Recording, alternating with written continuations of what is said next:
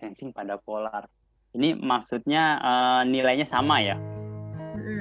Jadi saya nggak tahu problemnya. Jadi differential expansion ini kan ekspektasinya bahwa ketika shaft itu mulai panas gitu, yang tadinya dingin, kemudian dia berputar, kemudian turbin itu panas, maka dia ada pemuaian di sana, dan itu ada perubahan gitu ya dari dua sensor seperti ini nih. Dari dua sensor ini ada perubahan jarak.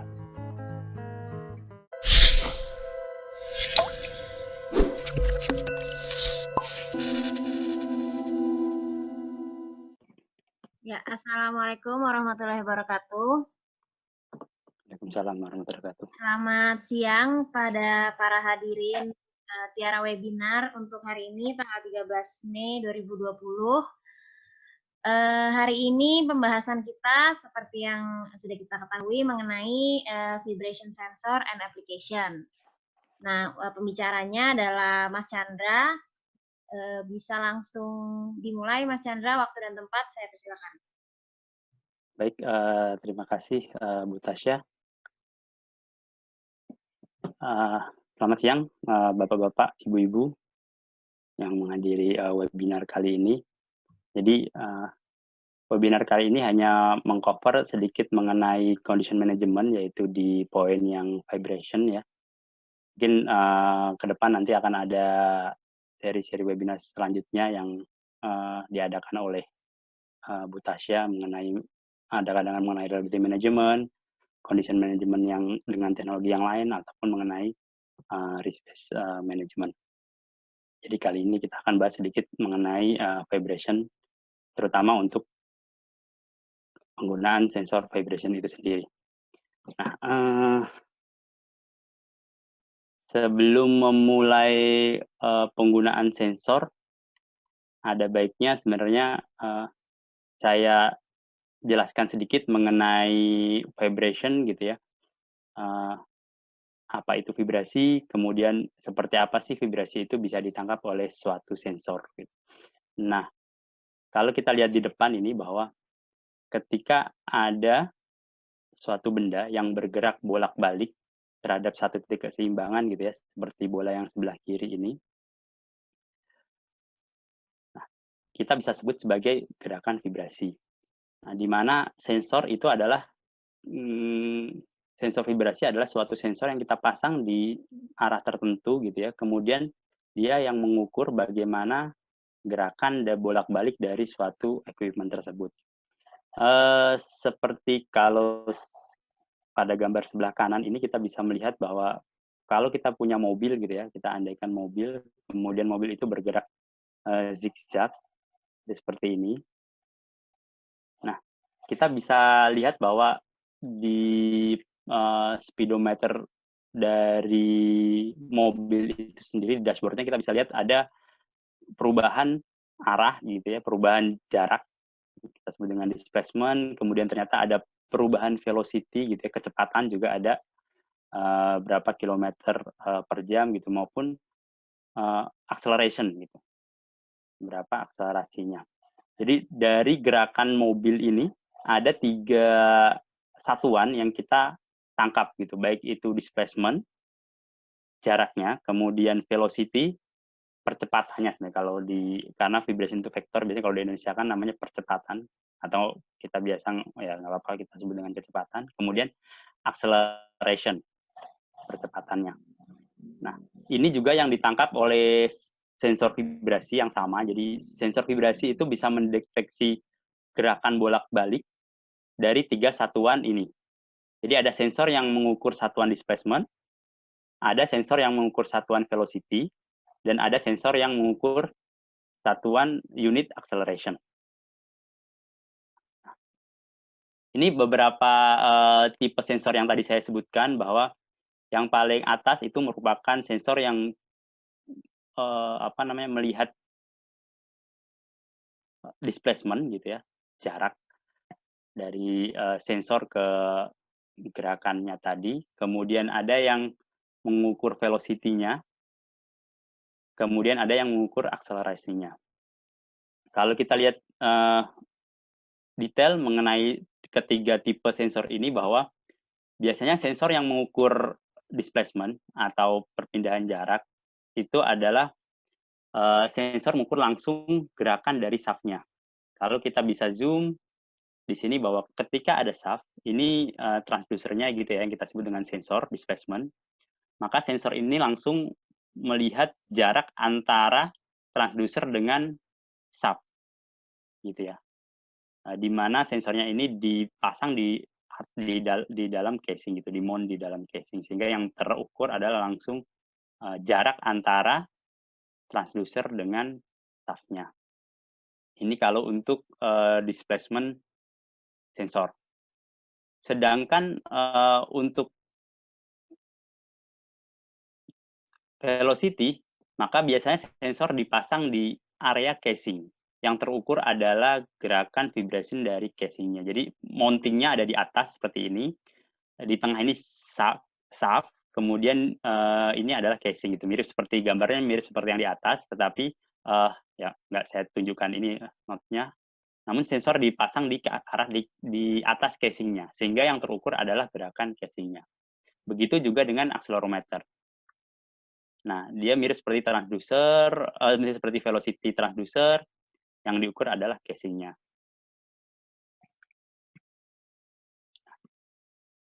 Istilah lain dari proximity probe atau alat melihat jarak gitu ya, adalah displacement probe atau biasa disebut dengan eddy current probe. Nah, ini di sini dia langsung mengukur vibration dari shaft, atau kita bisa sebut dengan relative vibration. Berbeda dengan velocity transducer yang dipasang biasanya di casing gitu ya, ataupun accelerometer yang biasa dipasang juga di casing. Ini kita sebut dengan biasanya casing vibration atau absolute vibration. Nah, kalau kita lihat lebih detail lagi bahwa komponen-komponennya biasanya kalau untuk velocity transducer itu di sini ada spring, di sini ada magnet, di sini ada coil. Kemudian ketika ini bervibrasi, mirip kayak gaya GGL gitu ya, dia akan menghasilkan tegangan sendiri gitu, tegangan langsung yang itu setara dengan velocity. Sedangkan untuk accelerometer biasanya dia menggunakan piezoelectric. Nah, di sini ada material kristal, kita sebut dengan piezoelectric. Ini sebagai sensing elemennya dari accelerometer. Saat ini accelerometer itu biasa menggunakan ICP atau IEPE, Integrated Circuit Piezoelectric gitu ya, yang dimonting di sini. Ini sebenarnya pengganti dari signal conditioner. Kalau zaman dulu biasanya kita gunakan hanya accelerometer dengan signal conditioner yang sebesar ini, charge amplifier gitu ya, untuk mengukur acceleration gitu. Tapi saat ini kita sudah bisa menggunakan hanya sensor kecil dalam satu sensor, charge amplifier ini dimasukkan ke dalam sensor ini. Dimonting di dalam sensor sehingga biasanya kita tidak perlukan lagi charge amplifier sebesar ini untuk pengukuran accelerometer. Nah, sorry. Accelerometer itu sendiri biasa ada yang menyebut ICP nih, Integrated Circuit Piezoelectric yang tadi ada di sini nih ya Pak.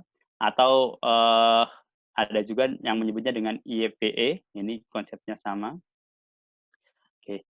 Kemudian ada istilahnya piezo velocity. Ini sebenarnya adalah sensor yang outputnya velocity, outputnya dalam velocity, tetapi sensing elemennya sendiri adalah piezoelectric. Jadi sensing elemennya adalah accelerometer seperti ini, tetapi output yang keluar karena di sini sudah ada integrator gitu ya. Jadi yang keluar sudah dalam bentuk velocity. Dan sensor-sensor saat ini yang populer untuk velocity kita gunakan piezo velocity. Sudah sangat jarang kita bisa mendapatkan sensor yang velocity yang benar-benar bentuknya seperti yang spring dan coil seperti ini. Jadi nanti mungkin di sesi sekarang saya bahas detail mengenai proximity probe dan accelerometer. Karena penggunaannya yang sering kita gunakan saat ini. Oke. Nah, displacement probe sendiri secara umum dibagi menjadi 3 bagian. Ada sensor, ada kabel, dan ada driver. Jadi biasanya ini standar IP670 gitu ya, setiap biasanya sensor, kabel, dan driver itu punya di apa namanya, threads gitu ya. Di sini ada threads yang bisa buat nempel, kemudian panjangnya kabelnya juga sudah ditentukan dan biasa di-mounting dengan dimasukkan ke driver. Driver ini berlaku juga sebagai signal conditioner. Dan untuk sensor displacement probe, ketika kita mau melakukan calibration, tiga-tiganya ini harus menjadi satu komponen. Jadi kalau dari awal menggunakan eh, sensor dengan panjang 9 meter dan driver, maka ketika ada penggantian kabel harus menggunakan kabel yang 9 meter. Jadi ketika ketika sensornya memang dari awal dikalibrasi dengan 9 meter, maka selanjutnya penggantian kabel harus selalu 9 meter. Kalau dari awal dengan 5 meter, maka penggantian kabel harus dengan uh, panjang kabel yang sama. Kira-kira kalau kita mounting seperti ini, arrange-nya ini ada sensornya, kemudian biasanya ada konektornya karena ini panjang kabelnya ini, kemudian kita sambungkan dengan osilator. Baru dari osilator ini atau proxymeter langsung kita bisa ambil datanya, baik itu dengan analyzer maupun dengan sistem yang sudah terinstall di site, misalkan protected system ataupun DCS dan lain-lain. Nah, bagaimana sensor proximity itu bekerja? Jadi sistemnya karena tadi salah satu apa namanya, nama lainnya adalah eddy current probe. Jadi dia menggunakan signal eddy current, sifatnya magnetik gitu ya, magnetic field, menghasilkan magnetic field, kemudian akan timbul eddy current. Nah, eddy current ini bisa setara dengan jarak antara permukaan dari proximity probe dengan permukaan yang diukur, gitu ya.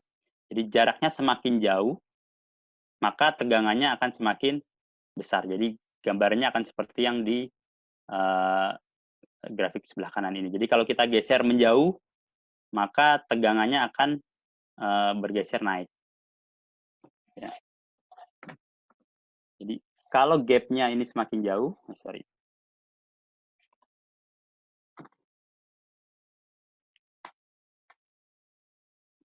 kalau gapnya semakin jauh, maka voltnya akan semakin naik. Jadi kira-kira seperti itu. Kalau dia nempel langsung di permukaannya, maka ketika gapnya 0, maka tegangannya biasanya mendekati 0. Dan dia punya maksimal tegangan yang bisa atau jarak maksimal yang bisa menghasilkan tegangan. Jadi di sini biasanya dia ada jarak maksimal. Nah, tegangannya ini biasanya 20 atau 24 volt gitu ya.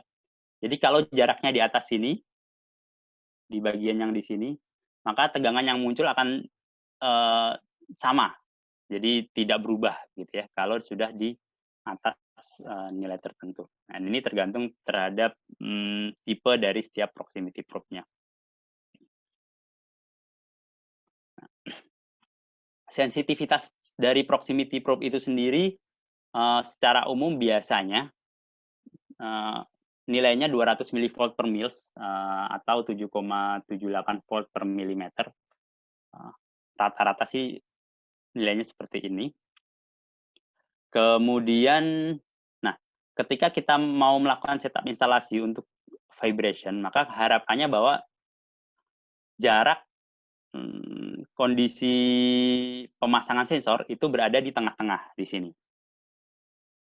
Kenapa?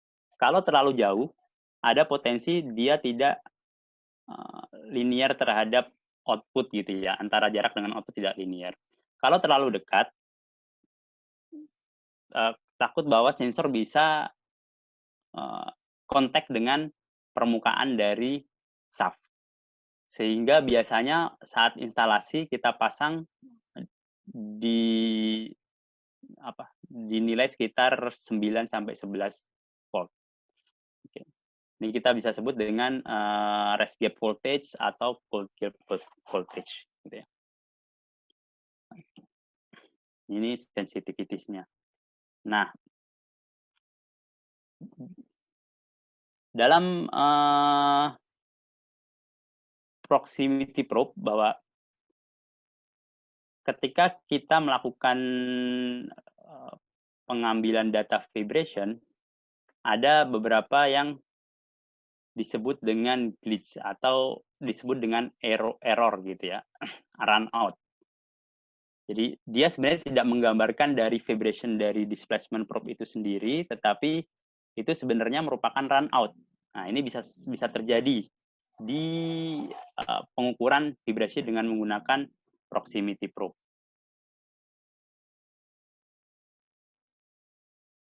Jadi ada yang kita sebut dengan mechanical run out dan ada yang kita sebut dengan electrical run out. Biasanya kalau mechanical itu sifatnya yang mekanik gitu ya, surface gitu ya, karena ada eccentricity ataupun scratch gitu. Ataupun electrical run out yang karena tadi sifatnya menggunakan eddy current yang ya sifat magnetik di permukaan itu sangat berpengaruh terhadap eddy current, maka sebenarnya secara mechanical secara surface dia halus tapi ada residual magnetism bisa gitu ya, ada stress concentration, ada mungkin metallurgical problem. Ini juga bisa menghasilkan run out atau bisa terbaca sebagai vibration kalau di proximity probe. Ini kita sebut dengan run out. Nah, beberapa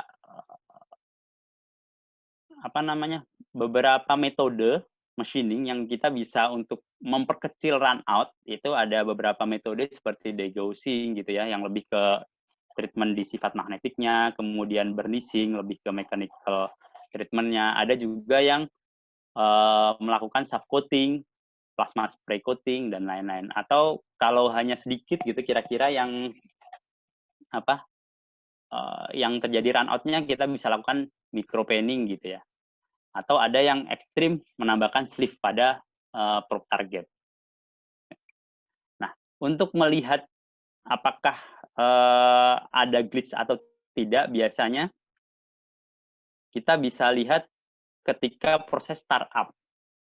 Jadi ekspektasinya adalah vibration itu sebanding dengan putaran gitu ya. Semakin besar putaran, maka vibrasinya akan semakin besar. Nah, kalau kita ketika startup, kita mendapatkan bahwa ketika di RPM yang sangat kecil, ini saya bisa lihat gitu ya, di RPM mungkin ini di bawah 500, ini 100 ya di sini.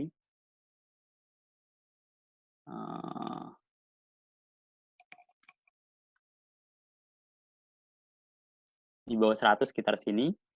Kemudian sampai RPM normal 3000, itu amplitude dari 1 kali X tidak berubah gitu ya. Sama semua. Jadi kita lihat garis lurus amplitudenya sama semua gitu di 1 kali RPM. Nah, biasanya ini adalah indikasi besarnya ada run out yang sangat besar gitu ya di shaft yang akan diukur oleh proximity probe. Nah, sebenarnya dalam display data kita bisa melakukan glitch removal gitu ya. Jadi yang dibuang bukan run out-nya tetapi glitch-nya seperti ini. Jadi kira-kira vibration ketika dia RPM-nya kecil di bawah 100 gitu ya. Nah, atau itu kita kurangkan ketika vibration ketika beroperasi normal. Disebut dengan glitch removal ataupun istilahnya run out compensation. Ini ada. Biasanya di software-software seperti AMS, kemudian software seperti System One itu dia punya capability untuk melakukan glitch removal ini. Nah, kita juga bisa lakukan calibration di proximity probe. Ada yang simple, bentuknya seperti yang sebelah kiri ini. Jadi kita bisa melihat, kita bisa menentukan di sini jaraknya berapa, kita bisa lihat dari sini jaraknya berapa, kemudian ini disambungkan langsung dengan output berapa tegangannya. Jadi kita bisa cek gitu ya dengan seperti ini. Biasanya ini sistemnya gap-nya saja. Atau kita mau lihat calibration yang lebih detail, biasanya bentuknya dia bisa kita combine dengan shaker gitu ya. Jadi di sini ini merupakan shaker permukaan yang bisa bergetar, yang kita setting dengan frekuensi tertentu. dengan amplitude tertentu, kemudian kita bisa lihat respon vibrasinya gitu ya. Jadi kalau yang di sini, kalau dengan yang ini, yang kita bisa ukur dengan istilahnya dynamic vibration gitu ya, atau vibrasinya. Kalau yang di sini yang kita ukur adalah gap-nya atau jarak antara sensor dengan permukaan. Gap voltage-nya atau biasa static value-nya. Oke. Nah, untuk instalasi displacement probe dan penggunaannya biasanya tidak hanya digunakan untuk vibration. Kalau kita bisa lihat detail, ini bisa digunakan sebagai speed gitu ya. Kita pasang atau biasanya di bentuknya seperti ini, di gear ini seperti speed, poinnya. Kita bisa zoom. Nah, pemasangannya seperti ini. Pemasangannya seperti ini. Kemudian kita bisa pasang sebagai vibration. Nah, kalau vibration biasanya kita pasang dalam dua sisi yang berbeda 90 derajat gitu ya. Seperti ini. Ini sensor vibrasinya. Ini sub-nya. Kita bisa pasang sebagai truss position. Ini ya. Jadi dipasangnya ke arah aksialnya. Apakah ini bergeser nanti ke kanan ke kiri. Nah, yang ini kita ukur mungkin gap-nya gitu ya, jarak antara sensor dengan permukaan ini. Kalau yang vibration kita ukur dengan vibrasinya yang ini, dinamiknya. Kemudian kita juga bisa pasang di differential expansion biasanya. Nah, ini juga yang diukur adalah gap-nya. Nah, ini beberapa pemasangan instalasi dan penggunaan displacement probe. Jadi tidak hanya digunakan untuk vibration, bisa juga untuk speed atau key phaser gitu ya, menunjukkan fasanya ataupun thrust position.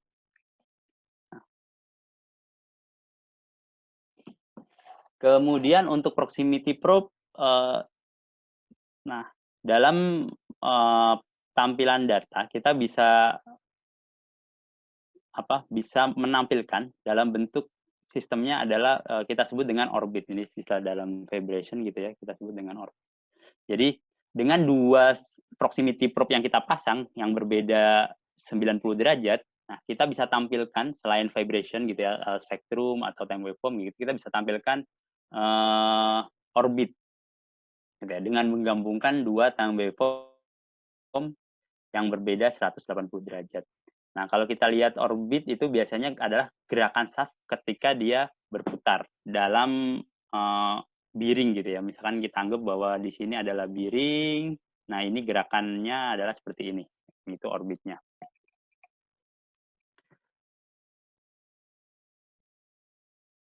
Nah, kemudian dengan orbit kita bisa tampilkan shaft animation gitu dengan menggabungkan beberapa orbit dari beberapa bearing. Misalkan di bawah ini kita punya high pressure atau intermediate pressure turbin. Nah, ini low pressure turbin dan generator. Nah, kita bisa tahu ekspektasi gerakan dari shaft-nya seperti apa, ya, shaft animation. Nah, ada informasi yang lain, mungkin kita nggak bahas detail di sensor ini, karena ini mungkin akan dibahas di detail di analisa gitu ya. Ada istilahnya dengan orbit kita bisa tahu apakah dia bentuknya forward atau reverse. Jadi apakah dia putaran orbitnya itu searah dengan putaran shaft-nya, ataupun dia putaran orbitnya itu berlawan arah dengan putaran shaft yang kita sebut dengan reverse. Kalau searah kita sebut dengan forward. Kemudian dengan proximity probe, ini kita juga bisa dapatkan data full spectrum. Oke, beda dengan yang kalau kita gunakan sensor acceleration atau velocity gitu ya. Nah, full spectrum ini sebenarnya adalah spektrum yang diekstrak dari orbit, gitu. Sebenarnya dari orbit. Biasanya ada spektrum forward dan ada spektrum reverse seperti ini. Ini ada spektrum forward, spektrum reverse, forward, reverse. Nah, kalau forward-nya lebih dominan, maka dia searah dengan putaran. Kalau reverse-nya lebih dominan, dia berlawan arah. Kira-kira seperti itu. Gerakannya. Nah, detailnya nanti kita tidak bahas di sini. Ada juga data interpretation dengan proximity probe ini adalah self-center line. Beda dengan orbit tadi, orbit itu kita menggunakan signal vibration gitu ya. Sedangkan self-center line ini kita memanfaatkan gap voltage. Jadi dengan gap voltage dari dua sensor, kita tahu sebenarnya posisi itu atau orbit itu beroperasi di mana sih? Apakah di area bawah, di area kiri bawah, kanan kiri atas, kanan atas gitu ya. Kita bisa tahu. Jadi biasanya ini kita manfaatkan untuk startup. Jadi kita bisa tahu gerakan shaft-nya ini naik dengan perubahan RPM gitu ya. Dari bawah kemudian dia mulai naik dengan perubahan RPM. Nah, ini kita bisa gunakan ketika startup. Apakah dia dari sisi kalau dari biring gitu ya, ternyata dia gerakannya dari atas kemudian ke bawah ke atas. Nah, kira-kira seperti itu. Ini interpretation dengan menggunakan proximity probe yang kita tidak dapatkan kalau kita mau gunakan accelerometer. Nah, dengan proximity probe ini kita juga bisa dapatkan peak dan fase plot langsung terhadap shaft-nya. Jadi bukan terhadap casing-nya. Nah, range dari operation dari this proximity probe itu kita bisa sangat rendah sekali mendekati 0 vibration-nya gitu ya, karena sifat dari proximity probe terhadap jarak tadi sangat sensitif. Kita bisa lihat mendekati 0, tapi amplitude-nya tidak bisa terlalu besar. Sebenarnya kita juga terbatas kalau penggunaan proximity probe itu kalau amplitude terlalu besar pasti akan kena casing gitu ya dari suatu bearing. Nah, berbeda dengan sensor yang lain, tadi kita sudah bahas di awal, ada namanya velocity transducer dan accelerometer. Biasanya velocity transducer itu range-nya di tengah-tengah gitu ya, dari 10 sampai 1000 Hz atau lebih 2000 Hz, sedangkan accelerometer bisa lebih luas daripada velocity transducer. Sehingga saat ini untuk casing lebih sering menggunakan accelerometer, meskipun output-nya dalam bentuk velocity. Jadi jarang sekali sekarang velocity ini digunakan. Gitu ya. Sekarang lebih sering menggunakan accelerometer. Nah, jadi untuk shaft vibration kita akan gunakan proximity probe, sedangkan casing kita akan gunakan accelerometer dibanding dengan velocity transducer. Nah, selanjutnya kita akan bahas mengenai accelerometer. Nah, ini beberapa tipe-tipe accelerometer. Saat ini banyak sekali tipe dari accelerometer. Ini mungkin seperti yang di small accelerometer gitu yang kecil dengan low bias ini low voltage kalau nggak salah yang small seperti ini biasanya. Atau ada yang triax, yang ini triax gitu yang dari satu sensor langsung bisa mendeteksi 3 arah langsung X, Y, Z gitu ya. Ada yang dari sensor outputnya ada 3 seperti ini triax juga. Kemudian ada yang monoaksial gitu ya, seperti ini outputnya ada 2. Ada yang kita bisa ini yang single monoaksial gitu ya. Ada yang permanen itu juga istilahnya. Kabelnya nyambung terhadap accelerometer. Ini beberapa tipe accelerometer yang saat ini sangat populer sekali untuk digunakan. Nah, bagaimana accelerometer itu bekerja? Accelerometer bekerja ini sangat bergantung terhadap sensing elemen yang kita sebut dengan piezoelectric gitu ya, yang ini, piezoelectric sensing element, piezoelectric kristal. Nah, piezoelectric ini mengubah output dari vibration ini menjadi picocoulomb per G. Vibration per G ini menjadi picocoulomb. Nah, biasanya picocoulomb ini nanti akan diubah menjadi voltase oleh charge amplifier. Ya. Atau charge amplifier ini yang gambarnya ada di sebelah kanan, Pak. Charge amplifier. Atau kalau saat ini banyak sekali sensor yang menggunakan internal charge amplifier yang di sini nih. Jadi tidak sebesar ini, tapi kita sudah pasang charge amplifier sekecil ini di dalam accelerometer. Nah, ini yang outputnya bisa dalam bentuk voltage, sehingga yang kita tangkap oleh analyzer ataupun oleh signal conditioner monitoring gitu ya, bentuknya volt. Nah, biasanya sensor itu sensitivitasnya adalah milivolt per G. Nah, accelerometer calibration. Bagaimana accelerometer itu dikalibrasi? Karena sifatnya material yang tidak bisa kita ubah-ubah, piezoelektrik tadi ya Pak, piezoelektrik accelerometer tadi. Nah, sebenarnya kalau kita mau melakukan kalibrasi ulang, itu lebih cocok kita istilahnya adalah cek apakah memang sensor ini masih bagus atau tidak. Kalau sudah tidak bagus ya kita buang gitu. Kita tidak bisa mengkalibrasi atau mengadjust, mengembalikan performa dari accelerometer ke nilai kalibrasi semula gitu ya, atau nilai sensitivity semula. Jadi kalau memang sudah di luar sensitivity ya kita ganti dengan yang lain. Tapi kita bisa melakukan pengecekan apakah sensor ini masih bagus atau tidak. Yang pertama ya kita bisa dengan simple pengecekan gitu ya. Biasanya kalau ada damage atau overheating itu biasanya ada perubahan di bias voltage-nya, bias voltage. Ini bentuknya seperti yang sebelah kanan ini. Ini simple, kita bisa menghitung bias voltage-nya dari accelerometer. Jadi kita cek bagaimana bias voltage dari accelerometer. Kalau memang sudah rusak, ya sudah, kita buang. Kita nggak bisa kembalikan accelerometer itu menjadi sensitivitas yang awal. Kemudian yang kedua, ada yang lebih advance untuk mengecek spesifik mengenai frekuensi. Jadi apakah memang dia sudah frekuensinya masih sesuai dengan input dan output-nya atau memang sudah melenceng. Ada yang bentuknya simple gitu yang kita bisa menggunakan pakai handheld seperti ini, atau ada yang ini portable tapi masih agak lebih besar gitu ya, bentuknya seperti ini. Ini simple, biasanya kalau yang kecil-kecil seperti ini frekuensinya hanya satu frekuensi, hanya ngecek aja. Misalkan kita mau ngecek di 1G, atau mungkin 1-2 lah di 2G. Kita nggak bisa mengecek di setengah G atau 4G dan seterusnya. Itu mungkin butuh alat yang lebih besar lagi. Kalau ingin lebih detail itu bisa kita kirim ke ke checker di biasanya kalau kita ke Emerson gitu ya. Dan itu biaya kalibrasinya sendiri bisa lebih mahal atau sama dengan pembelian accelerometer baru. Kalau untuk detail lihat cek seperti itu. Jadi mungkin cek-cek seperti ini lebih simple, lebih cost efektif.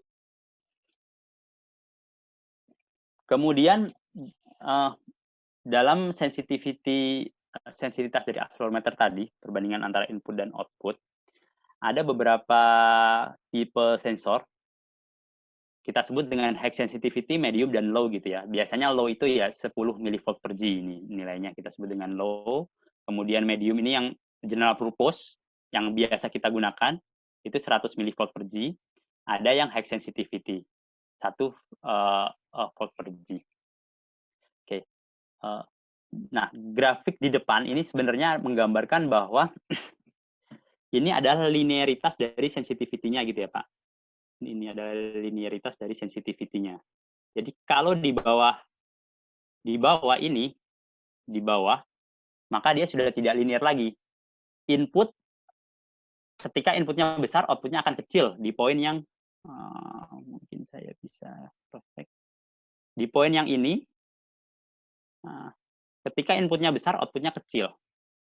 Sedangkan di poin yang ini, yang hijau, ini ketika inputnya kecil, outputnya bisa sangat besar sekali. Nah, poin hijau itu adalah ketika merupakan natural frekuensi dari sensor. Oke, ini yang hijau ini merupakan natural frekuensi dari sensor. Sehingga, nah perbedaan antara low sensitivity, medium, dan high sensitivity ini kalau kita lihat ini bergeser ya Pak, antara natural frekuensi dan cut off dari low frekuensi yang yang ya, cut off-nya dari sini, low frekuensi ini. Range frekuensinya bergeser. Semakin high sensitivity, maka dia akan semakin sensitif terhadap low frekuensi gitu ya. Dan dia tidak sensitif terhadap, atau dia sudah tidak linear untuk high frekuensi yang di sini. Jadi linearity-nya bergeser ke arah low frekuensi. Sedangkan untuk low sensitivity, sensitivity-nya bergeser ke arah high frekuensi. Gitu. Nah, penggunaannya seperti apa? Antara high sensitivity, medium dengan low. Medium mungkin untuk general purpose kita bisa gunakan. Sedangkan low sensitivity ini kita bisa gunakan untuk low sensitivity yang bawah ya Pak. Kita bisa gunakan untuk high amplitude signal. Jadi atau untuk high frekuensi dan high amplitude. Gitu. Nah biasanya high amplitude signal ini kadang-kadang ada namanya vibrating screen gitu ya kalau di tambang atau di mining gitu ya. Yang equipment-nya memang bergetar 60 G gitu di normalnya atau 60 mm per second, sorry. Itu sangat besar sekali gitu ya. Kadang-kadang kalau kita gunakan yang normal, yang general purpose itu akan sering rusak sensornya karena memang dia sudah melebihi dari istilahnya coverage amplitude-nya. Sehingga kita bisa gunakan high sensitivity, high amplitude atau low sensitivity signal. Nah, sedangkan untuk high sensitivity yang di atas, gitu ya.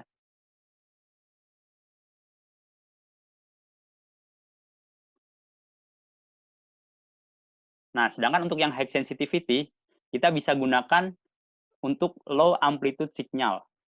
Atau biasanya kita gunakan untuk low speed mesin. Jadi, kita fokusnya selain untuk low frekuensi ya, karena memang bergeser ke arah low frekuensi gitu, kita juga bisa gunakan untuk low amplitude. Tapi biasanya lebih untuk amplitude ini ya, low frekuensi ya lebih rendah. Kita juga untuk low amplitude. Biasanya kita gunakan untuk low speed mesin. Ada Kilen, atau ada mesin-mesin yang frekuensinya di bawah 100 RPM gitu ya, di bawah 1 Hz, itu kita bisa gunakan yang high sensitivity 1000 mV atau 1 volt per G. Ini sensitivitas sensor. Nah.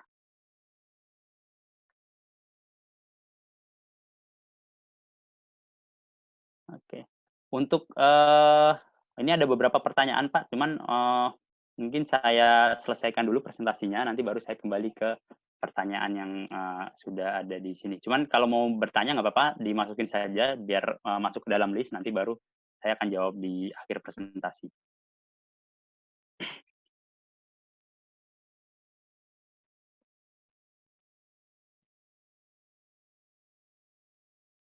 Nah, bagaimana pengaruh respon accelerometer terhadap mounting teknik?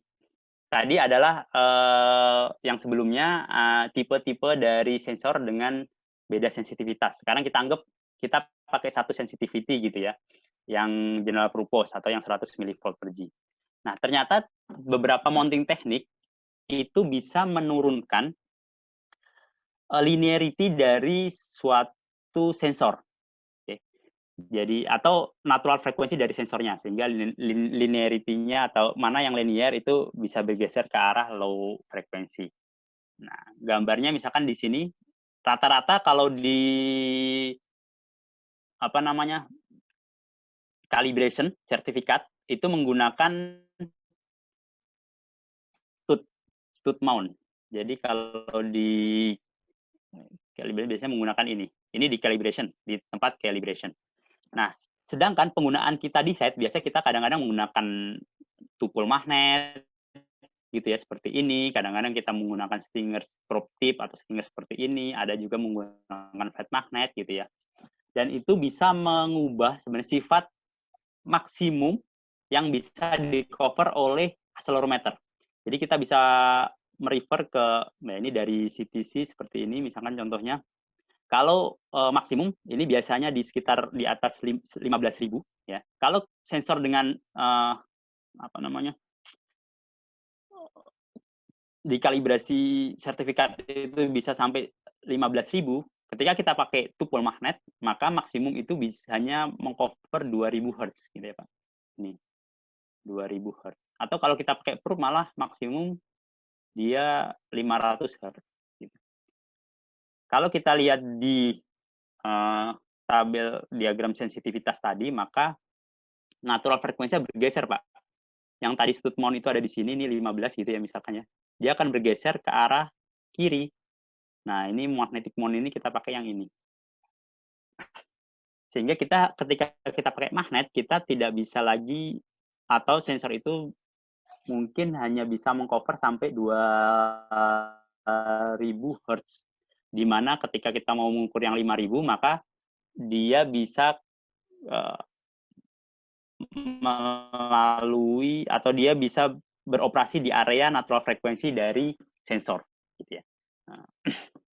Nah, beberapa manufaktur itu dia punya atau punya mounting khusus gitu ya, Pak. Jadi biasanya dia mountingnya khusus, kemudian ditaruh di equipment, sehingga harapannya responnya akan lebih baik karena manufaktur tersebut dia memang memanfaatkan natural frekuensi dari sensor gitu ya. Jadi dia biasanya punya apa namanya, kayak magnet gitu lah, quick count yang spesifik.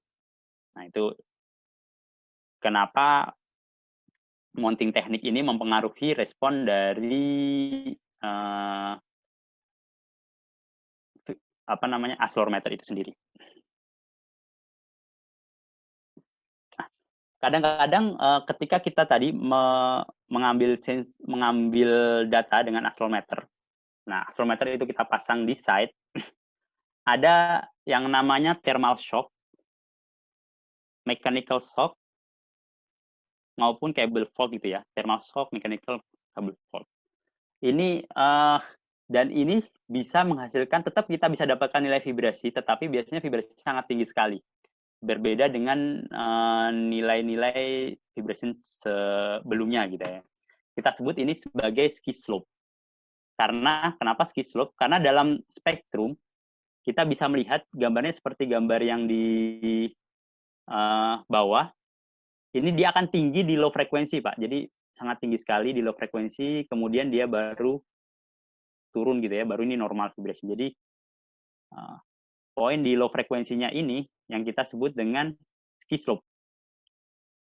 Biasanya kalau ada thermal shock ini, kalau kita pemasangan sensornya langsung kayak ada apa ya, tidak pelan-pelan gitu ya, karena pakai magnet sangat kuat.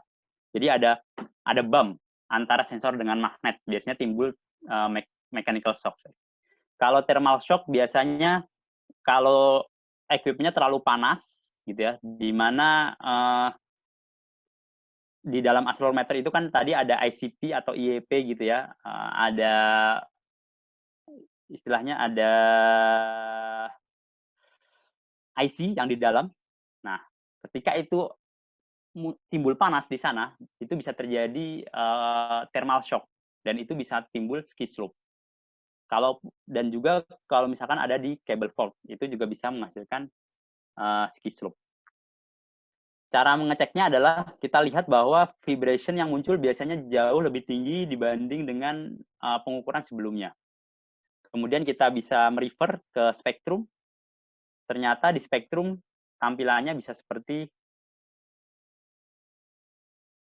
ini gitu ya tampilannya ya. Jadi ski slope, tinggi di low frekuensi. Kemudian dia mulai meluruh gitu ya. Nah, kayak orang main ski gitu kan, dari atas, dari gunung gitu. Nah, makanya namanya ski slope. Nah, ini sebenarnya bukan vibration, tetapi ini ya problem yang muncul akibat adanya thermal shock, mechanical shock, atau cable fault. Nah, dalam accelerometer response, ini yang sering sekali ditanyakan ke saya adalah bagaimana triaxial accelerometer itu merespon vibration yang ada. Okay.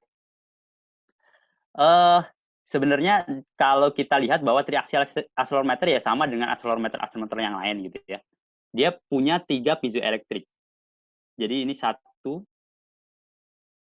kalau kita lihat gambar yang ini gitu ya, ini ada satu, ini ada dua, ini ada tiga. Tetap sensing elemennya ada tiga. Ada di satu accelerometer. Nah, sensing triaxial accelerometer ini akan dipasang ke equipment gitu ya, ke motor ataupun ke pompa.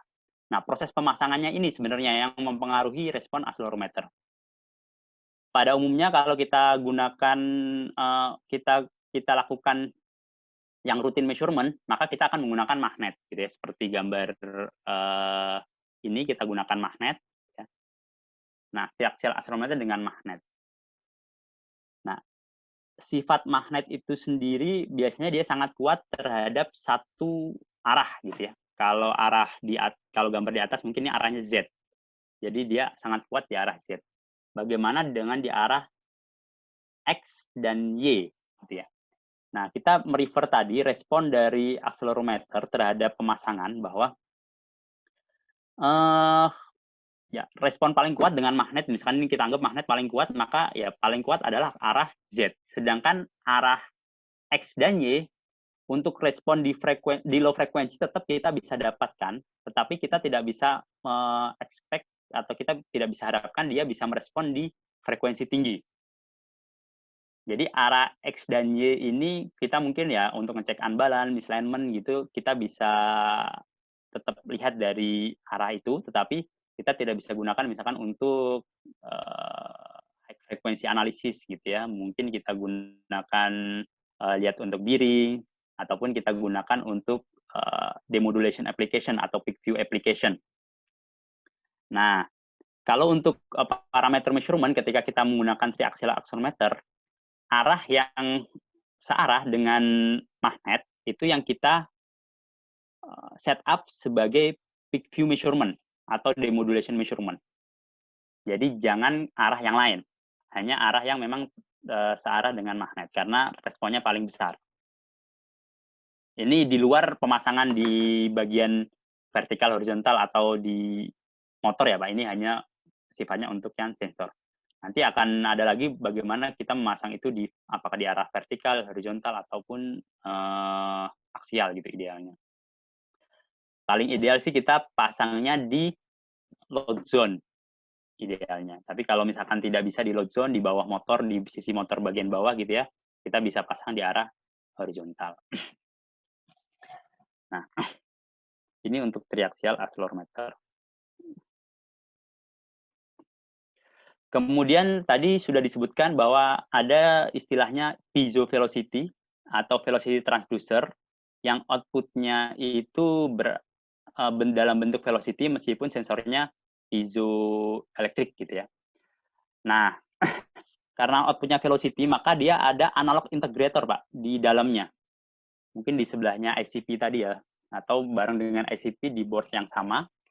Setelah keluar dari ICP, dia akan masuk analog integrator di sana. Jadi analog integratornya ada di dalam sensor gitu ya. Ini di beberapa manufaktur sensor provide ini, piezo velocity. Nah, ada juga yang analog integratornya tidak di dalam accelerometer. Jadi sensornya tetap accelerometer, tetapi analog integratornya ada di luar. Ini ya. Jadi ini hanya integratornya saja. Jadi sensornya tetap velocity, kemudian kita sambungkan dengan charge amplifier ini, di mana charge amplifier outputnya ini dalam bentuk velocity sudah langsung, meskipun sensornya accelerometer. Jadi ICP dan integratornya sudah ada di part tersendiri di luar accelerometer. Ini ada tipe-tipe yang seperti ini. Ini kita bisa gunakan kalau mungkin aplikasinya untuk high temperatur gitu ya. Biasanya karena tadi high temperatur equipment itu sering terjadi scale slope karena IC-nya tadi, IC-nya tadi panas. Sehingga kalau IC-nya atau ya charge amplifier-nya yang kita keluarkan, kita bisa pakai sensor tersebut untuk high temperatur. application. Nah, ada tipe sensor yang kita bisa pasang di bawah air gitu ya, submersible. Dari beberapa manufaktur ini banyak provide seperti ini. Jadi tampilannya seperti kita bisa pasang di pompa gitu ya di bawah. Dan ini banyak biasanya ya untuk apa namanya, untuk pompa-pompa yang di bawah air ini sangat ini kita bisa manfaatkan. Jadi rata-rata kita mengambil vibration itu di motor di atas gitu ya, di mana kita tidak bisa melihat bagaimana vibration yang mungkin 5 meter di bawah permukaan tanah itu seperti apa gitu ya. Nah, ini bisa kita pasang sensor-sensor yang tipenya submersible accelerometer. Sehingga kalau misalkan memang itu mulai muncul vibration gitu ya, kita bisa lihat gitu. Meskipun di sini sebenarnya kita nggak bisa lihat untuk detail analisis ya, karena biasanya kalau yang submersible pump seperti ini, bearing-nya ada di atas gitu ya, meskipun bearing di atas. Di sini hanya bentuknya shaft, kemudian penyangga-penyangga gitu. Nah, tapi kita paling nggak tahu bahwa, oh di bawah ini sebenarnya vibrasinya sudah sangat besar sekali gitu.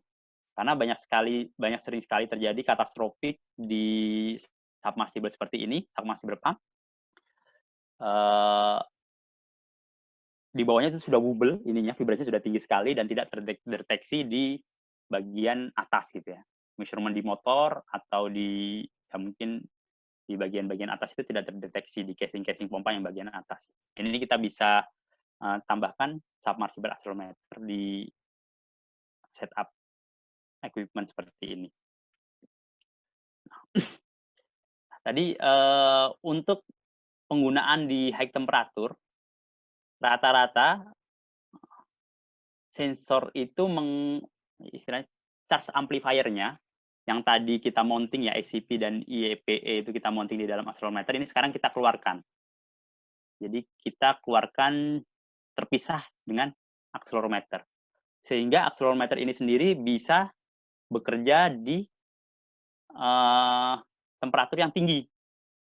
Karena sudah tidak ada lagi ICP yang ada di dalam sensing elemennya atau dalam accelerometernya. Jadi kita bisa utilize dengan high temperature. Untuk high temperature equipment. Misalkan di paper gitu ya, atau di beberapa tempat.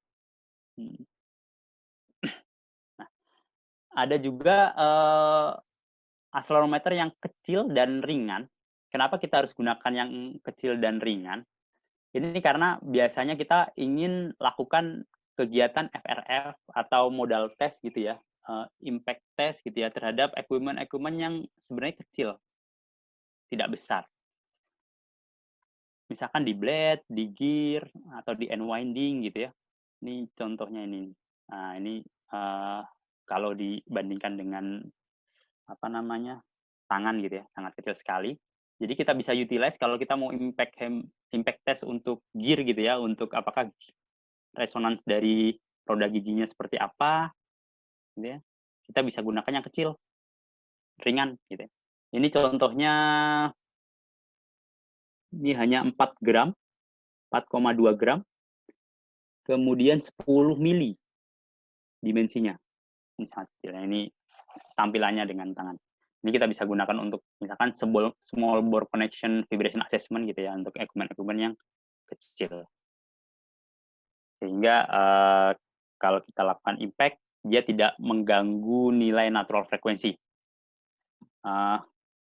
Ya kalau detail, karena natural frekuensi itu akan berpengaruh terhadap massa gitu ya. Kalau massanya sendiri kita tambahkan yang cukup besar, ya pasti akan berubah gitu nilai natural frekuensinya. Ini accelerometer yang tipenya memang ringan dan kecil. Nah, untuk low speed application, sebenarnya penggunaan low speed application ini kita ingin melihat low frekuensi atau kita ingin melihat high frekuensi sebenarnya. Maksud saya, ya meskipun namanya low frekuensi, biasanya low frekuensi accelerometer gitu ya. atau high sensitivity. Nah, apakah kita mau melihat low frekuensinya atau high frekuensinya sebenarnya untuk low speed equipment gitu ya. Rata-rata kalau untuk low speed itu kita tidak melihat adanya unbalance, misalnya itu sangat kecil gitu ya, maksudnya potensi untuk unbalance itu ya ada tapi kecil sekali. Biasanya kita akan fokus melihat mengenai anti-friction bearing. Apakah bearing yang ada di low speed equipment ini itu rusak apa tidak? Nah, kita bisa gunakan low frequency accelerometer itu sebenarnya untuk karena lebih sensitif terhadap low amplitude gitu ya, bukan terhadap low frekuensi tapi low amplitude.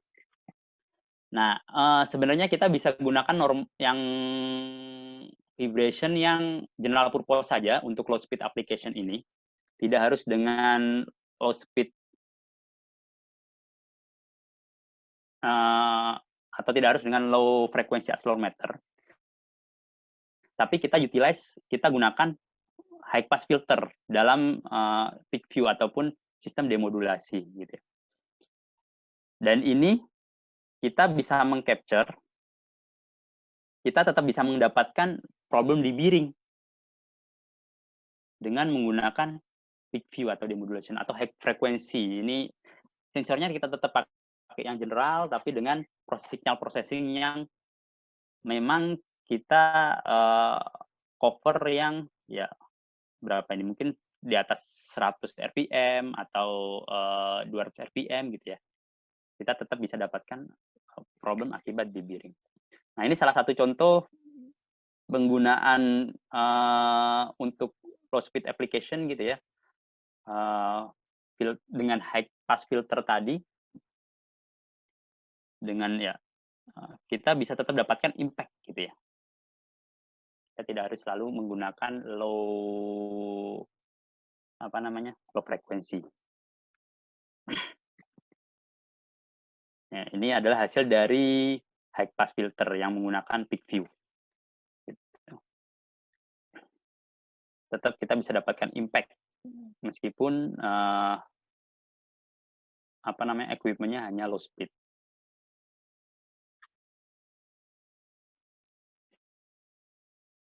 Kemudian dalam penggunaan accelerometer, jika ingin disambungkan ke dalam PLC atau DCS atau monitoring system, ada yang sensor yang memang output-nya langsung ke 420 mA. Maksudnya output-nya itu tidak lagi berupa signal dinamik dari vibration, tapi berupa signal 420 yang langsung di-convert menjadi overall gitu ya, overall vibration. Jadi nilainya langsung overall kalau di sini, Pak. Tapi ini mungkin lebih cost efektif untuk monitoring PLC atau DCS dibanding dengan kalau kita menggunakan signal conditioner yang lebih advance.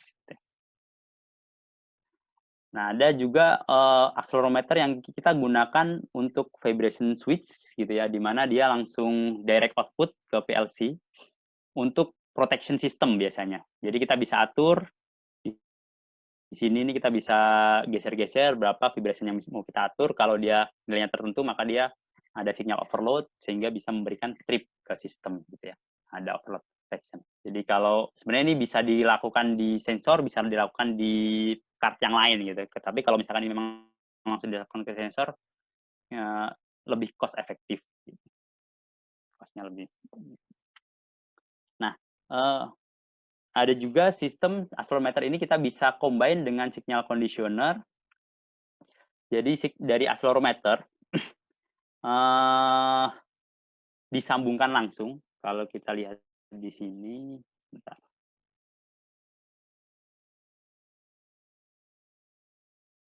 Jadi dari accelerometer ini langsung disambungkan ke sistemnya signal conditioner. Nah, fungsinya apa? Bahwa signal conditioner ini nanti bisa memberikan data ke, misalkan mau disambung ke DCS, PLC atau monitoring system gitu ya, berupa overall. Maupun kita bisa ambil dengan untuk rutin gitu dengan vibration analyzer dari buffer output-nya. Nah, biasanya saat ini yang sering terlihat bahwa biasanya DCS atau PLC itu hanya melihat overall-nya saja di vibration gitu ya. Padahal biasanya signal conditioner seperti ini punya capability yang mungkin lebih dari hanya overall gitu ya. Seperti yang di depan ini contohnya, jadi output yang dikirim ke PLC atau DCS ataupun control room gitu ya, control room, itu tidak hanya di satu poin. Ada yang bisa langsung outputnya juga dalam bentuk overall dan dalam bentuk G atau akselerasi gitu ya, envelope yang tadi kita sebut dengan demodulation atau envelope atau G. Nah, biasanya kita takut bahwa ya output yang di output yang kita lihat di PLC yang di DCS ini hanya mengcover unbalance, misalignment gitu ya. Kita tidak bisa melihat kalau ada trending di bearing dan seterusnya. Tapi sebenarnya kart-kart tertentu itu bisa juga memberikan sinyal 420 dalam bentuk sinyal untuk high frequency analysis seperti ini, G output gitu ya, high frequency analysis. Dan ini kita bisa tampilkan juga sebagai kombinasi antara overall vibration yang cover failure mode akibat yang low frequency gitu ya, unbalance, misalignment dan lain-lain, atau yang high frequency analysis untuk bearing dan seterusnya. Sehingga control room bisa melihat langsung, ini vibration-nya tidak hanya di overall tapi di trending untuk high frequency analysis. Yang lebih advance lagi bisa disambung dengan protection sistemnya, misalkan seperti yang di bawah ini Pak. Ini salah satu contoh HTG gitu ya. Dia bisa langsung outputnya dalam bentuk peak view ataupun overall vibration yang bisa kita lakukan trending. Jadi itu kita bisa masukkan langsung ke baik itu ke DCS, ke monitoring system ataupun ke lokal software gitu ya. Ini lebih advance lagi. Biasanya ini disambung juga dengan sistem protection. Nah, ini ada dua outputnya, ini ada dua, ini bisa kita buffer output gitu ya, kita bisa ambil dengan portable. Dan ini karena advance ini ya, signal conditioner ini bisa juga untuk sensor baik itu proximity maupun velocity transducer. Intinya biasanya signal conditioner harapannya biasanya kita punya buffer output untuk lakukan advanced analysis gitu ya. Kita tampilkan spektrum, waveform dengan pengambilan menggunakan vibration analyzer. Nah, accelerometer juga kita bisa combine dengan wireless transmitter. Ini memudahkan kita dalam proses data capture gitu ya. Kalau yang sebelumnya mungkin kita masih harus pasang kabel, ini bisa bentuknya konsepnya seperti portable setup bisa, permanent setup juga bisa. Jadi kalau punya existing accelerometer, tinggal di connect dengan BNC gitu ya, sehingga accelerometer itu bisa langsung ditangkap oleh transmitter. Nah, dalam sistem wireless transmitter seperti ini, dari sensor dia akan dikirim oleh gateway, dari gateway akan langsung dikirim ke database, baik itu bentuknya cloud database seperti ini ataupun lokal database. Kalau untuk penggunaan yang lebih mudah gitu ya, lebih gampang biasanya menggunakan cloud karena dengan GSM bisa langsung dikirim ke cloud. Instalasi lebih mudah, kemudian setup juga lebih mudah. Data yang ditangkap ya bisa tidak hanya overall tapi sampai spektrum dengan bentuk transmission wireless seperti sekarang ini. Banyak sekali manufaktur wireless yang ada di pasaran. Dalam pemasangan accelerometer itu sendiri ada banyak tipe sebenarnya proses-proses pemasangan. Jadi kalau tadi kita lihat ada bentuknya stud gitu ya, ada yang ini, ada yang pakai flat magnet, tuple magnet maupun stinger. Ini untuk yang biasanya stud ini kita gunakan untuk yang permanen gitu ya. Kita bisa ada beberapa tipe yang ini kita bisa pasang seperti ini nih, adhesif ini kita pasang ke istilahnya ke equipment gitu ya, kita pasang dan kita lem. Nanti dari sensor akan kita tempel di mounting seperti ini. Pertama, repeatability-nya akan bagus karena kita tahu bahwa pengambilan sensor akan di situ terus gitu, tidak berubah-ubah gitu ya. Kemudian ada yang Ini contohnya untuk fin dari motor biasanya, yang ini. Kita pasang dari fin motor, gitu ya, di fin di motor kita pasang, kemudian kita kasih lem, gitu ya. Sehingga, kita tidak taruh sensor itu di fin-nya. Biasanya kalau di fin-nya kan, bisa jadi fin-nya sendiri bergetar, gitu ya. Kemudian, ya permukaannya cenderung kecil gitu kalau di fin. Jadi kita bisa tambahkan dengan mounting pad seperti ini di fin motor. Atau kemudian, ada yang isolated mounting pad. Kalau misalkan ada grounding dari electrical gitu ya, yang nggak bagus sehingga bisa masuk ke dalam sensor. Jadi kita bisa pasang mounting pad dengan yang punya isolated seperti ini. Ini banyak tipe-tipe, mounting-nya kita bisa sesuaikan. Nah, ada yang tipenya, eee, quick connect. Ini kalau ini sangat cocok sebenarnya untuk kalau mau mengaplikasikan triaxial measurement dalam, apa namanya, pengukuran rutin. Kita pakai yang quick connect atau quick disconnect ini, ya sama istilahnya. Kita pakai bentuk yang seperti ini ya. Nah, ini sebenarnya tinggal seperti kayak BNC gitu, Pak. Jadi tinggal dipasang, diputar setengah, otomatis dia sudah, koneksinya sudah kuat gitu ya, sudah terkonek gitu. Kenapa buat triaxial? Karena biasanya arah XYZ-nya itu kalau kita putar setengah 180 derajat saja atau 90 derajat, maka arah XYZ-nya akan berubah gitu ya kalau triaxial. Jadi dengan penggunaan quick connect seperti ini, kita akan lebih repeatability-nya akan lebih bagus, akan jauh lebih bagus gitu ya, dan ya menghindari adanya kesalahan, arah gitu. Jangan-jangan XY-nya itu berubah gitu ketika kita melakukan, pengambilan data menggunakan sensor triaxial accelerometer. Jadi kita bisa pasang ini di setiap, equipment sebagai pad gitu ya, yang untuk meningkatkan repeatability dari measurement-nya. Nah, beberapa pemasangan untuk yang permanen atau semi permanen, ini semi permanen juga sih, ada yang kita bisa gunakan namanya quick bonding, ini mirip kayak Alteco, Pak, diganti dengan Alteco juga nggak apa-apa. Yang mana ya? Bentar. Yang ini, ya quick bonding yang biru ini, karena sifatnya biasanya dia akan kuat di arah yang searah dengan accelerometer gitu ya. Kemudian kalau sudah selesai ya biasanya kita dorong gitu, kita geser dan itu otomatis accelerometer akan terlepas biasanya. Dan ini memang cukup populer gitu ya untuk penggunaan di, equipment yang kecil. Kemudian mungkin yang tidak pengaruh terhadap, eee, meninggalkan scratch gitu ya. Nah, tapi kalau takut meninggalkan scratch atau meninggalkan bekas pemasangan gitu ya, atau misalkan ada, itu, kita bisa gunakan, Petrowax dan ini juga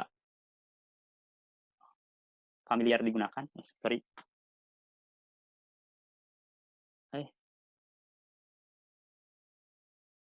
oh, yang ini Petrowax seperti ini. Ini sangat familiar, sering digunakan juga untuk, pemasangan sensor secara portable gitu ya. Kalau kita misalkan mau melakukan unwinding bump test gitu, karena kita takut merusak, eee, insulation dari unwinding-nya gitu ya, kita bisa pasang ini Petrowax ini untuk menempelkan, sensor accelerometer kita.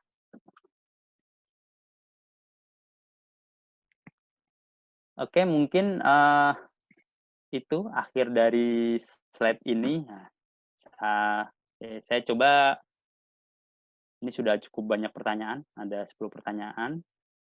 Eee, saya coba jawab satu persatu ya. Eee, nah, ini ada dari Pak Beni, menanyakan mengenai proximity probe, Pak Beni Haryanto. jika saat penggantian kabel dengan panjang yang berbeda dari sebelumnya dipasang, apa yang harus dilakukan.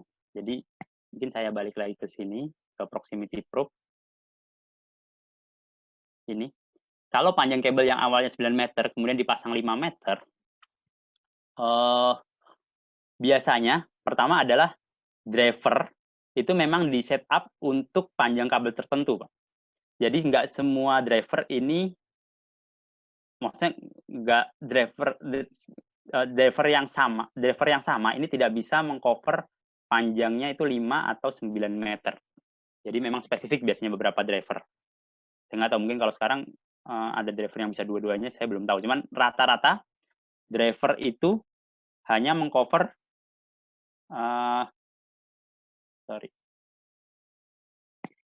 driver itu hanya mengcover satu panjang kabel. Jadi kalau ada penggantian panjang kabel, mau nggak mau harus mengganti drivernya juga. Yang kedua, kalaupun ada, misalkan ya, kalaupun ada yang memang drivernya ini bisa 5 maupun 9, harus dilakukan calibration ulang. Karena panjang kabel itu sangat mempengaruhi respon dari jarak terhadap respon vibrasinya atau respon sinyalnya. Itu untuk penggantian kabel jika kabelnya berbeda.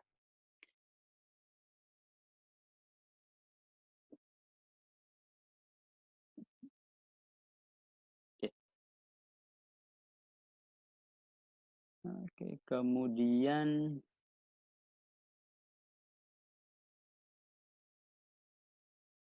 ini bias voltage. Bias voltage itu biasanya memang dari Rizvian. Bias voltage adalah tegangan yang output dari sensor gitu ya. Kan kita ngasih sensor input. Dia biasanya ada tegangan feedback dari sensor yang kita sebut dengan bias voltage ini. Kemudian dari bagaimana cara memastikan apakah sensor terbalik atau enggak pada turbin sensor atau displacement probe. Nah, untuk proximity probe ini, bagaimana memastikan sensor terbalik, ini agak susah ya. X atau Y. Atau biasanya sebenarnya, kalau kita punya pengukuran rutin, pengukuran data rutin gitu ya, kita bisa bandingkan sih apakah, apakah time waveform biasanya, apakah time waveform-nya terbalik atau tidak. Kalau time waveform-nya kayaknya ini kebalik, itu kemungkinan ya bisa terbalik gitu ya. Tapi kalau time waveform-nya sebenarnya sama gitu ya, kemudian hanya amplitudenya aja yang berubah, itu biasanya nggak terbalik. Atau yang kedua, kita bisa justifikasi dengan fase dari setiap sensor X dan Y ini fasenya memang berubah signifikan dari sebelumnya atau seperti apa. Kalau dengan metode orbit tidak bisa menjustifikasi sensornya terbalik apa enggak, malah kadang-kadang kita ada indikasi lah, oh kayaknya ini orbitnya malah reverse atau forward gitu. Salah melakukan analisa orbit gitu ya, padahal sebenarnya sensornya terbalik. Ini harus diklarifikasi lagi. Jadi tidak bisa hanya dengan orbit, tapi harus diklarifikasi dengan beberapa pengecekan dan pengukuran ulang. Fase lebih tepatnya mungkin ya. Atau kalau kita mau lihat orbit, kita bisa bandingkan dengan pengukuran sebelumnya. Apakah pengukuran sebelumnya orbitnya itu memang dia reverse atau forward, seperti itu. Kemudian dari Pak Hadis, jenis sensor vibrasi apa yang digunakan untuk mengukur peralatan statis seperti trafo? Tadi Pak Hadis mungkin ada beberapa sensor yang didesain untuk, atau sensor accelerometer yang didesain memang dia tidak bisa kalau ada listrik gitu ya, elektrik tidak bisa transmisikan gitu ya ke dalam piezoelektriknya. Itu ada beberapa jenis sensor yang seperti itu, atau kita gunakan yang PET yang tadi, PET khusus untuk electrical, sehingga si elektrik itu tidak bisa masuk ke sensing elemennya atau piezoelektriknya. Kemudian pertanyaan selanjutnya, untuk setting gap bagusnya di temperatur metal berapa ya? Soalnya kalau masih panas, metal kan masih memuai, jadi gap masih bisa berubah. Sebenarnya kalau gap itu karena dia referensi ya, seberapa idealnya kita lakukan memang kondisinya temperatur normal gitu ya, atau kondisi yang kita anggap bahwa tidak terjadi pemuaian di sana. Itu kita bisa setting gap di sana. Atau sebenarnya gap itu kan hanya untuk referensi awal, posisi dari sensor terhadap permukaannya. Jadi yang kita perlu cek sebenarnya perlu lebih detailnya adalah perubahan gap itu seperti apa nantinya ke depan. Bukan di setting gap-nya yang kita ingin lihat. Perubahan gap-nya seperti apa. Tapi kalau setting mungkin lebih cocok kalau temperaturnya normal. Apakah temperatur berpengaruh terhadap sensitivity dan akurasi pengukuran dari proximity probe?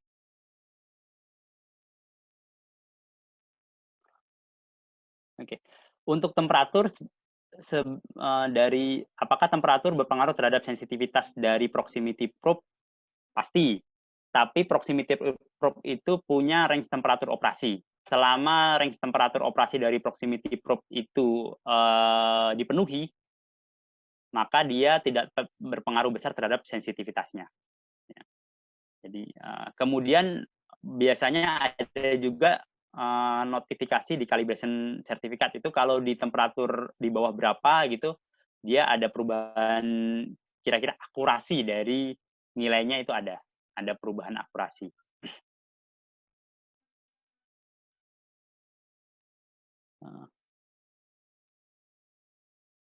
Nah, kita balik lagi untuk metode bagaimana bisa digunakan oleh suatu sistem untuk mengkompensasi false reading. Kalau sifatnya thermal yang bentuknya shock ya, shock itu dalam artian sekali terjadi habis itu hilang lagi. Itu memang kita agak susah untuk mengkompensasinya.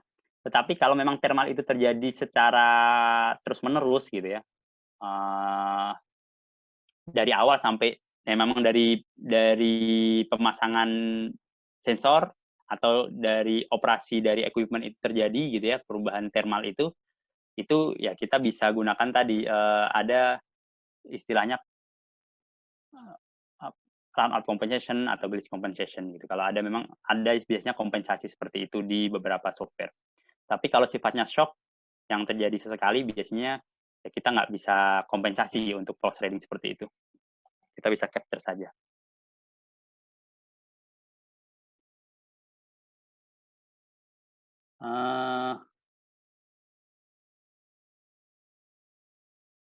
Wah, ini saya belum ini. Apakah ada peralatan untuk mengukur velocity media udara bercampur dengan batu bara? Kalau velocity untuk vibration gitu ya, mungkin saya belum lihat karena kalau kita ngomongin vibration itu yang sifatnya vibrate ya, gerakan bolak-balik gitu. Kalau untuk velocity atau kecepatannya itu mungkin ada ya, tapi bentuknya bukan pakai accelerometer seperti ini.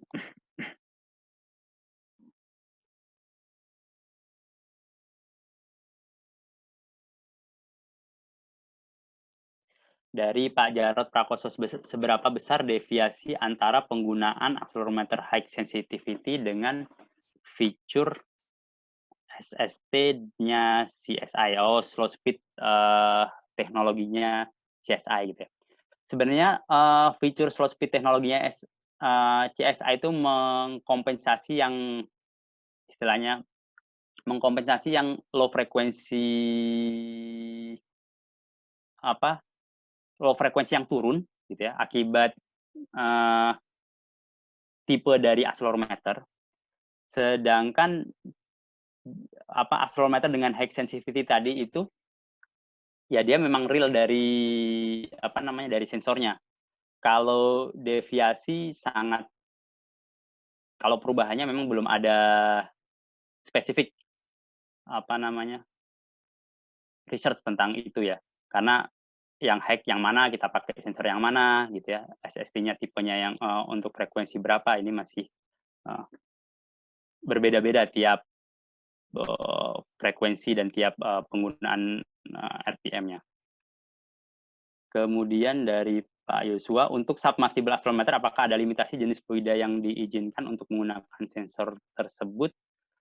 Sebatas yang saya tahu, biasanya ada limitasi di pressure-nya, Pak. Di pressure dari fluidanya ada, tapi kalau jenis fluidanya sih nggak ada. Kemudian dari Pak Andik, mohon dijelaskan tentang velometer dan apa pertimbangan pemilihan velometer dibanding dengan accelerometer. Oke, untuk velometer, nah kita mungkin saya bahas ke velometer yang di pertama tadi ya. Nah ini velometer. Oke, dari segi konsep, velometer itu menggunakan spring, kemudian di sini ada massa gitu ya, kemudian di sini ada, sorry, saya coret kok.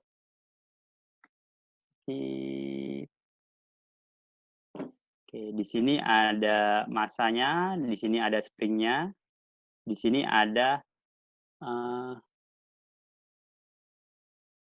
coil cable. Nah ini velometer. Velometer dulu sangat populer digunakan karena memang sebenarnya velometer itu tidak perlu charge amplifier, Pak. Kalau dulu accelerometer zaman dulu itu masih pakai sistem yang seperti ini. Jadi dari apa namanya dari accelerometer masih butuh charge amplifier untuk sebelum diambil dengan data kolektor gitu ya. Nah, dulu kita perlu charge amplifier ini. Sedangkan velometer itu langsung bisa disambungkan dengan data kolektor gitu ya. Nah, sehingga dulu ini sangat populer dilakukan. Tapi setelah semenjak semenjak kita bisa desain ICP, Integrated Circuit Piezoelectric, seperti ini, sehingga kita tidak butuh lagi charge amplifier, dan kita bisa pasang integrator di sini. Rata-rata saat ini kita bisa menggunakan velocity transducer dalam bentuk piezo velocity gitu ya. Jadi bentuknya apakah antara velometer atau piezo velocity. Nah, beberapa masih menggunakan velometer karena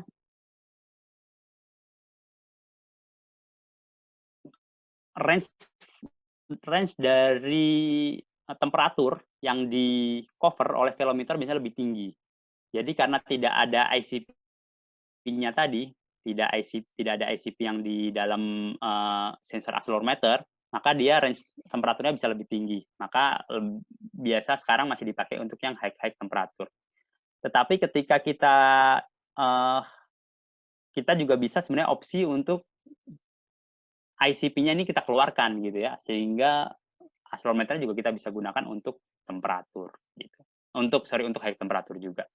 Jadi pertimbangan dulu pakai velometer mungkin meskipun size-nya besar tapi tidak perlu penggunaan charge amplifier, kemudian dia bisa range-nya untuk temperatur tinggi. Tetapi sekarang pun accelerometer ada yang sudah tidak perlu pakai charge amplifier dan kita bisa keluarkan ICP-nya itu dan integratornya tadi di luar dari sensornya itu sendiri gitu ya, di luar dari package dari sensornya, sehingga mungkin bisa range temperaturnya juga bisa lebih tinggi juga.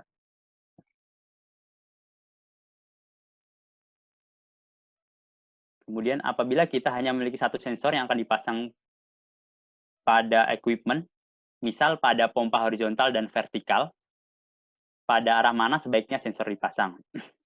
Oke. Jika kita hanya memiliki sensor arah pompa horizontal dan vertikal, kita itu kalau kita lihat dari sisi load zone-nya, arah horizontal jauh bisa lebih merasakan vibrasi dibanding dengan arah vertikal. Jadi biasanya karena kalau kita lihat gambar di depan ini ya, misalkan saya punya shaft, ada casing, ada transducer, dan dia punya shaft itu punya berat punya massa ke bawah, maka load zone paling besar adalah ada di bawah sebenarnya, paling ideal. Kita pasang di bawah. Tapi dan load zone paling kecil harusnya ada di atas gitu ya. Ini load zone paling kecil. Nah, yang di horizontal ini medium ya. Load zone-nya tidak terlalu, masih oke lah, tapi tidak terlalu kecil. Kalau kita bisa pasang di horizontal jauh lebih baik dibanding kalau kita pasang di arah vertikal gitu ya, bentuknya. Oke. Kemudian ini pertanyaannya, pada pengaplikasian apa kita menggunakan mounting tipe flat magnet dan tupul magnet? Sebenarnya ya sama. Kalau untuk permukaan yang flat, kita kita bisa gunakan flat magnet. Sedangkan untuk permukaan yang yang cembung gitu ya, atau yang melingkar, kita akan gunakan tupul magnet gitu ya. Dan respon dari flat magnet jauh lebih bagus dibanding dengan tupul magnet. Kalau dari sensitivitasnya tidak berubah, dia hanya pengaruh terhadap nilai sensitivitas tidak berubah, tapi pengaruh terhadap natural frekuensi dari sensor. Jadi dengan tupul magnet jauh lebih bergeser lebih rendah gitu ya natural frekuensinya dibanding dengan flat magnet. Kemudian pertanyaan dari Pak Daniel, kami sedang melakukan resetting beberapa posisi sensor proximity pada load gear setiap 6 bulan. Apakah perubahan posisi proximity sensor seperti ini bisa? Fungsinya dulu Pak, untuk proximity di load gear ini untuk apa gitu ya? Kalau untuk vibration, sebenarnya kalau kita punya 2 sensor, ya dua-duanya kita ubah gitu ya, dan itu memungkinkan. Kalau untuk key phaser, sebenarnya nggak ada masalah kita ubah-ubah posisi sensornya gitu ya, posisi proximity probe-nya. Karena yang diukur sebenarnya hanya gear-nya saja gitu ya. Dan dia tidak pengaruh mau posisi di vertikal, horizontal, maupun di sudut tertentu gitu ya, 45 derajat, 135 derajat, dan lain-lain. Dari Pak Agus Sulistianto, boleh di-share material email, nanti biasanya Bu Tasya share email ya Bu? Bu Tasya? Iya Mas, nanti recordingnya juga akan di-share beserta materinya.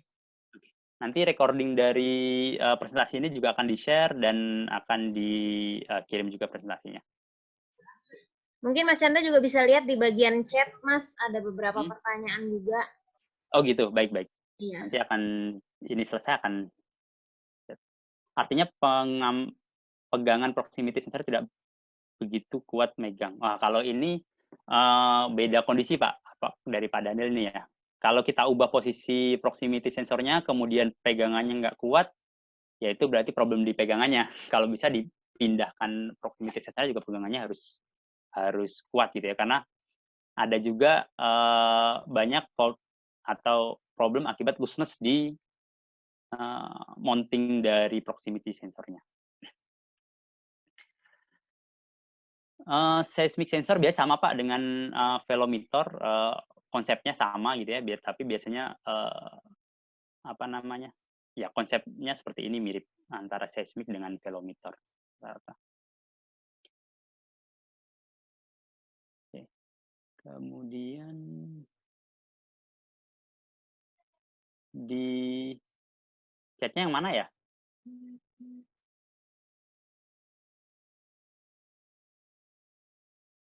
Bu Tasya, chatnya yang mana Ibu? Di bawah Mas, mungkin bisa aku bacain dulu ya. Boleh, boleh. Wah, saya nggak lihat ini. Yang pertama ada dari Pak Riki. Dari ketiga jenis sensor vibrasi, manakah yang memiliki kemampuan pembacaan yang paling akurat? Kalau dibilang paling akurat, nanti balik lagi, beda manufaktur, beda akurasi, beda beda sensitivity, beda akurasi, dan seterusnya. Kita anggap bahwa setiap sensor yang keluar dari manufaktur itu memang akurasinya akan ditampilkan dalam spesifikasi sensor dan dalam sertifikat kalibrasi, biasanya ada di situ. Ya sudah, kita pakai patokan itu saja gitu ya. Kita pakai patokan untuk keakurasiannya, pakai patokan itu. Kemudian kedua mungkin yang tentang pembacaan keakurasian mengenai apakah dia mendapatkan vibration asli atau tidak. Itu kita bisa ya gini. Kalau untuk proximity probe yang kita ukur adalah shaft. Sedangkan kalau velocity dan accelerometer ini yang kita ukur adalah casing. Jadi memang beda konsep ya pengukurannya. Jadi yang kita ukur berbeda. Jadi ya dua-duanya tetap bisa menghasilkan vibration dari masing-masing komponen tadi. Yang satu komponennya shaft, yang satu lagi komponennya adalah casing. Oke, yang lain? Bagaimana menentukan ambang batas normal vibrasi dari suatu equipment? Oke, kalau batas ambang normal vibrasi ada di webinar selanjutnya mungkin ya, mengenai vibration, atau bisa ikut training di Tiara. Kita bisa merujuk ke ISO 10816, 10816, atau sekarang saya lupa ada ISO 10816 dan 7919 ini sudah menjadi satu ISO yang baru, saya lupa nomornya berapa. Itu bisa merujuk ke situ untuk ambang batas vibrasinya. Oke. Terus ada lagi, Mas. Nah, dari Pak Cahya, untuk differential expansion pada bensin Nevada Rec, indikasi sensor A dan B hasilnya sensing pada kolar selalu sama. Bagaimana penjelasannya untuk hal tersebut? Oh, sensing pada kolar. Ini maksudnya nilainya sama ya? Jadi saya nggak tahu problemnya. Jadi differential expansion ini kan ekspektasinya bahwa ketika shaft itu mulai panas gitu, yang tadinya dingin, kemudian dia berputar, kemudian turbin itu panas, maka dia ada pemuaian di sana, dan itu ada perubahan gitu ya dari dua sensor seperti ini nih.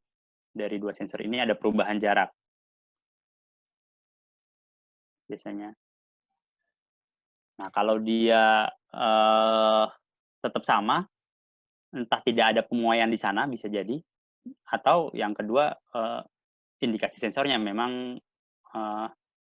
cuman kalau sudah ada nilainya sih harusnya nggak error ya. Kemungkinan bisa jadi memang tidak ada expansion-nya gitu, tidak memuai di sana.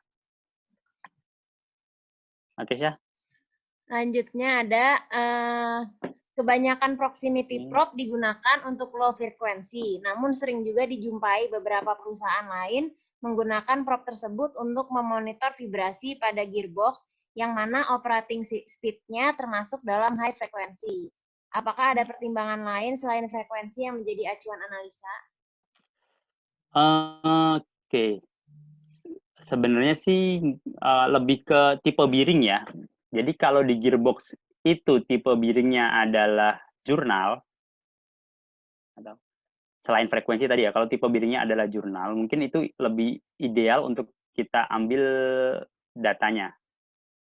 Jadi saya zoom jurnal seperti ini, karena vibrasinya akan lebih sensitif gitu ya dengan proximity probe.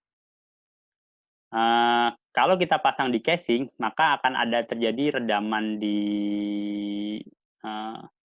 jurnalnya, oil jurnalnya teredam, sehingga respon output-nya itu akan kecil amplitudonya. Itu pertimbangan yang lain kenapa digunakan proximity probe. Tapi kita juga mungkin perlu lihat referensinya untuk calibration sertifikatnya ya untuk proximity probe, apakah memang dia mengcover untuk high frekuensi. Biasanya sih sudah tercover di sana. Selama itu tercover sih nggak apa-apa, jadi kita pakai proximity probe. Ini pertimbangannya dalam tipe bearingnya, karena tipe bearingnya jurnal seperti ini. Oke, yang lain? Terakhir dari Pak Puguh, Bagaimana cara menentukan vibrasi yang dikarenakan faktor akustik pada casing fan radiator? Vibration, akustik, Pada casing fan radiator. fan radiator. Bentar, saya lagi bayangin equipment-nya. Oke. Kalau pada fan, misalkan saya maksudnya akustik ini konsepnya apakah dia karena resonans dari atau ada uh, suara atau seperti apa ya? Uh, itu cuman kalau memang itu menghasilkan gerakan vibrasi gitu ya, di sana kita bisa capture, kita bisa pasang sensor seperti ini. Ataupun kalau tidak, kalau memang dia yang menghasilkan sound, sekarang juga banyak sekali produk ultrasound. Jadi sensing elemennya bukan pakai accelerometer, tapi pakai ultrasound atau pakai sonic lah untuk mendetek dan kita bisa tampilkan spektrumnya gitu dari sound tersebut. Mungkin ketika bentuknya akustik seperti itu ya kita bisa dapatkan gitu data dengan sensor yang sebenarnya bukan sensor vibration seperti ini, tapi dia sensor suara. Ya, kemudian kita lihat frekuensi suaranya, kita bisa lihat amplitude dari frekuensi suaranya itu. Udah Mas, di Oke, kolom sudah. chat udah. Oke, sudah. Terima kasih Bapak-bapak, Ibu-ibu untuk partisipasinya. Semoga sharing kali ini bermanfaat. Jika jika ada pertanyaan nanti bisa kelanjutannya ya. Bisa langsung di email ke ke ya pegawai-pegawai TIARA yang Bapak-bapak kenal. Nanti pasti akan sampai juga ke saya biasanya atau langsung ke Tasya, nanti akan kirim kopi ini ya record dan slide-nya Materinya. dan materinya. Nah, bisa di-reply juga ke Mbak Tasya, nanti kita bisa saya kasih feedback lagi. Oke, terima kasih. Saya tutup webinar kali ini. Assalamualaikum warahmatullahi wabarakatuh.